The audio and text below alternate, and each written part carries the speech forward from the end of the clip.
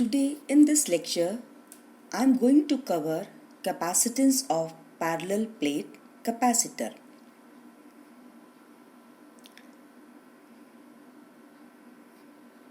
Till today, you have studied the parallel plate capacitor, in which we have studied the effect of dielectric. Case 1, this we have already studied. If the space between the capacitor plate is filled completely with some dielectric medium of dielectric constant K, then C is equal to Kc epsilon naught is equal to K epsilon naught A upon D. This we have discussed in the previous lecture. Now the question arises, if the space between the plates is not completely filled, instead dielectric has some thickness T which is less than D, the distance between the plates, then what will be the effect on the capacitance? So let us discuss this. Now this is a capacitor in which these are the two parallel plates and this is the dielectric whose thickness T is less than D. So this is the case 2. When a dielectric slab of thickness T less than D is placed between the plates, the field E0 polarizes the dielectric and reduces the field inside the dielectric. Now, about this, we have studied in the previous lectures that the dielectric gets polarizes in between the electric field. Now, these are the two plates in which there is the external electric field E0. Now when this dielectric medium is placed in between these two plates, then the external field polarizes the dielectric and as a result it reduces the field inside the dielectric.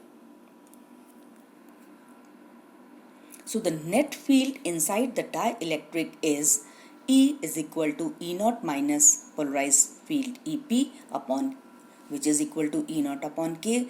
So the potential between the plates will reduce. E0 D minus T plus ET is equal to E0 D minus T plus E0 T upon K, and as a result V is equal to becomes, so net field inside the dielectric is E is equal to E0 minus E, and hence V is equal to E0 D minus T and E0 D minus T plus T upon K. So V is equal to E0 D minus T plus T upon K, and that is also equal to Q upon epsilon naught A D minus T plus T upon K. And as we know that C is equal to Q upon V, so by putting the value of V here, we will get the result C is equal to Q upon V, which is equal to epsilon naught A upon D minus T plus T upon K. So this is the effect. Second case, when the dielectric is of the thickness T which is less than D. So in that case, the capacitance of the capacitor will not be equal to K epsilon naught A upon D. Instead, it will be equal to epsilon naught A upon D minus T plus T upon K.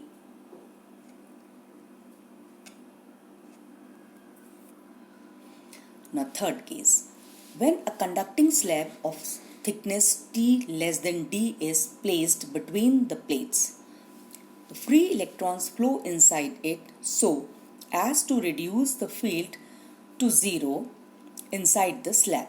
Hence V is equal to E0 D minus T naught ET will be 0, and in that case the electric field will reduce to this value and C will reduce to Q upon V E0 epsilon naught A upon D minus T.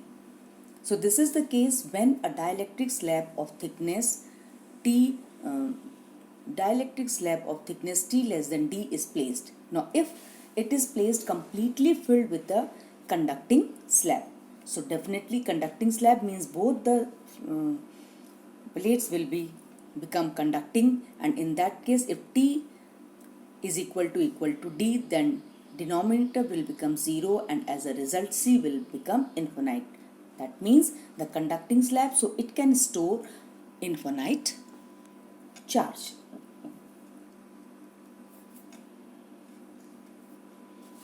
Now we will discuss the energy stored in a charged parallel plate capacitor. Now the amount of energy what is stored in a charged parallel plate capacitor. Let's see is capacitance of a conductor on being connected to a battery. It charges to a potential V from zero potential. If Q is charged on the conductor at that time, then Q is equal to CV. Let battery supply small amount of charge dQ to the conductor at constant potential V, then small amount of work done by the battery against the force exerted by existing charge is given by. So here the battery supplies small amount of charge dQ and the conductor that is at constant potential V. So if small work done will be given W is equal to Q into dV. This way we are going to calculate.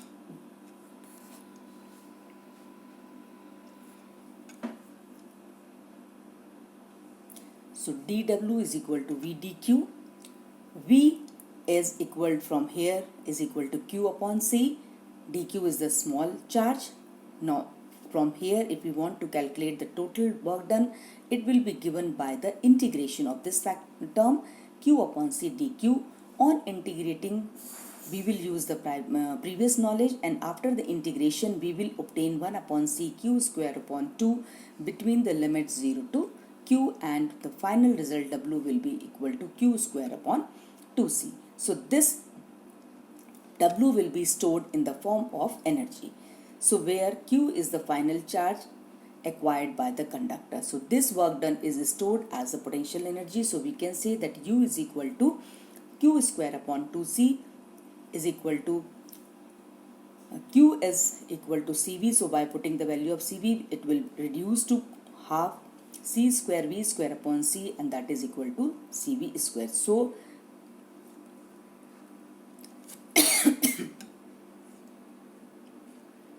this is the final formula for the potential energy of a energy stored in a charged parallel plate capacitor. U is equal to half CV square.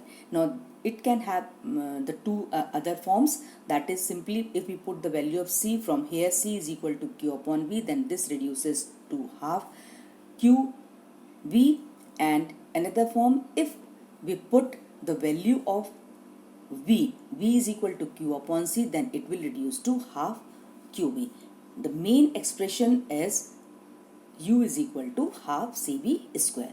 These two are the only other forms. These two, that is this one and this one, these are the three forms. So finally we can say that energy stored by in a charged parallel plate capacitor will be is equal to half CV square. If we remember only this formula, then we can utilize it anywhere in all this.